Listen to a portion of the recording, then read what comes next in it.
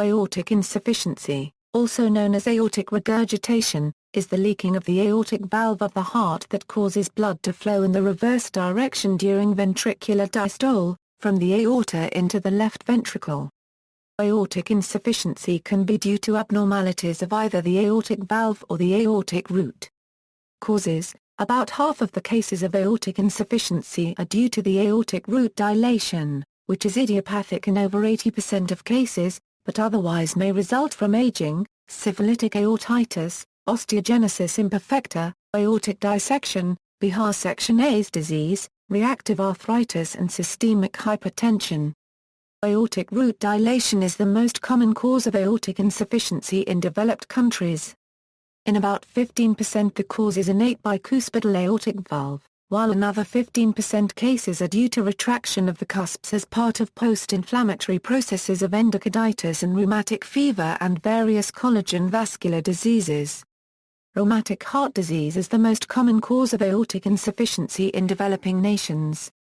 Additionally, aortic insufficiency has been linked to the use of some medications, specifically medications containing fenfluramine or dexfenfluramine isomers and dopamine agonists. Other potential causes that affect the valve directly include the following: Marfan syndrome, Ehlers-Danlos syndrome, ankylosing spondylitis, and systemic lupus erythematosus.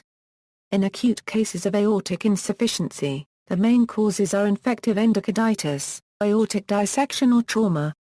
Physiology: in individuals with a normally functioning aortic valve, the valve is only open when the pressure in the left ventricle is higher than the pressure in the aorta. This allows the blood to be ejected from the left ventricle into the aorta during ventricular systole. The amount of blood that is ejected by the heart is known as the stroke volume. Under normal conditions, 50–70% of the blood in a filled left ventricle is ejected into the aorta to be used by the body. After ventricular systole, the pressure in the left ventricle decreases as it relaxes and begins to fill up with blood from the left atrium. This relaxation of the left ventricle causes a fall in its pressure. When the pressure in the left ventricle falls below the pressure in the aorta, the aortic valve will close, preventing blood in the aorta from going back into the left ventricle. Pathophysiology: in aortic insufficiency, when the pressure in the left ventricle falls below the pressure in the aorta, the aortic valve is not able to completely close. This causes a leaking of blood from the aorta into the left ventricle. This means that some of the blood that was already ejected from the heart is regurgitating back into the heart. The percentage of blood that regurgitates back through the aortic valve due to AI is known as the regurgitant fraction. For instance, if an individual with AI has a stroke volume of 100 ml and during ventricular diastole 25 ml regurgitates back through the aortic valve, the regurgitant fraction is 25%. This regurgitant flow causes a decrease in the diastolic blood pressure in the aorta, and therefore an increase in the pulse pressure.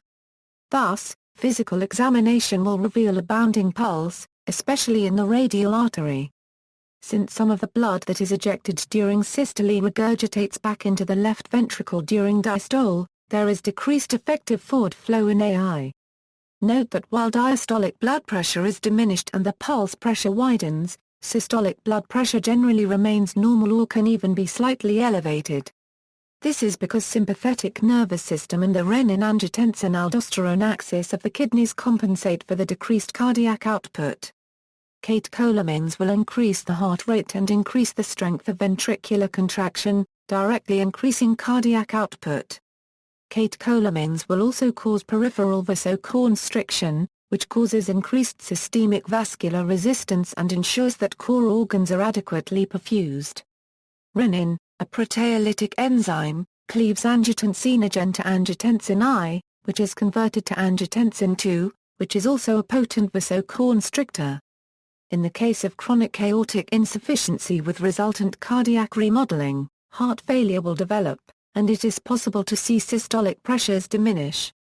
Aortic insufficiency causes both volume overload and pressure overload of the heart. The volume overload causes left ventricular hypertrophy.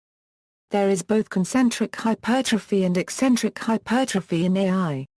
The concentric hypertrophy is due to the increased left ventricular pressure overload associated with AI, while the eccentric hypertrophy is due to volume overload caused by the regurgitant fraction. Hemodynamics. The hemodynamic sequelae of AI are dependent on the rate of onset of AI. Acute AI and chronic AI will have different hemodynamics and individuals will have different signs and symptoms. Acute aortic insufficiency. In acute AI, as may be seen with acute perforation of the aortic valve due to endocarditis, there will be a sudden increase in the volume of blood in the left ventricle. The ventricle is unable to deal with a sudden change in volume. In terms of the Frank-Starling curve, the end diastolic volume will be very high, such that further increases in volume result in less and less efficient contraction. The filling pressure of the left ventricle will increase. This causes pressure in the left atrium to rise, and the individual will develop pulmonary edema.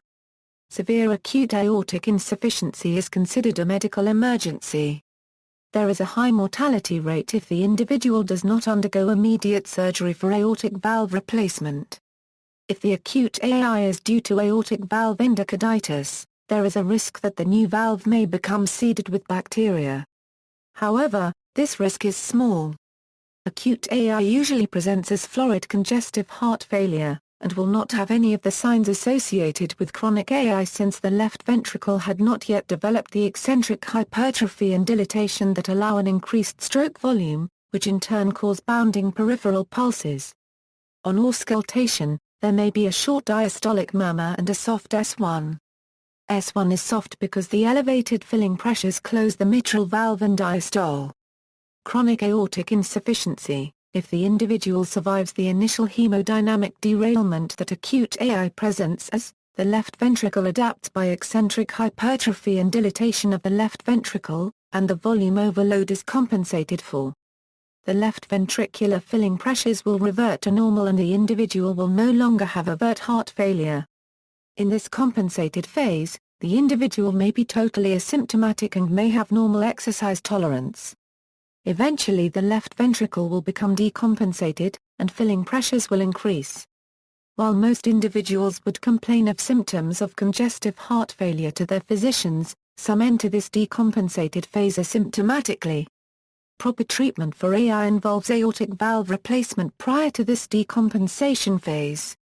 Symptoms. Symptoms of aortic insufficiency are similar to those of heart failure and include dyspnea on exertion, orthopnea and paroxysmal nocturnal dyspnea.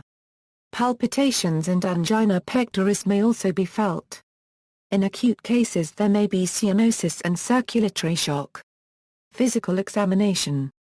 The physical examination of an individual with aortic insufficiency involves auscultation of the heart to listen for the murmur of aortic insufficiency and the S3 heart sound. The murmur of chronic aortic insufficiency is typically described as early diastolic and decrescendo, which is best heard in the third left intercostal space and may radiate along the left sternal border. If there is increased stroke volume of the left ventricle due to volume overload, an ejection systolic flow murmur may also be present when auscultating the same aortic area. Unless there is concomitant aortic valve stenosis, the murmur should not start with an ejection click. There may also be an Austin-Flint murmur, a soft mid-diastolic rumble heard at the apical area. It appears when regurgitant jet from the severe aortic insufficiency renders partial closure of the anterior mitral leaflet. Peripheral physical signs of aortic insufficiency are related to the high pulse pressure and the rapid decrease in blood pressure during diastole due to blood returning to the heart from the aorta through the incompetent aortic valve. Although the usefulness of some of the eponymous signs has been questioned, large volume, collapsing pulse also known as Watson's water hammer pulse, Corrigan's pulse, low diastolic and increased pulse pressure, de Musset sign, Quink sign, Traub's sign, de Rosier's sign. Also, these are usually less detectable in acute cases. Less used signs include Lighthouse sign, Landau-Ilfey's sign, Becker's sign, Marwan-Cortellaire's sign, Main's sign, Rosenbach's sign, Gerhardt sign, Hill's sign, AA Permel 20 nmHg difference in popliteal and brachial systolic cuff pressures, seen in chronic severe AI.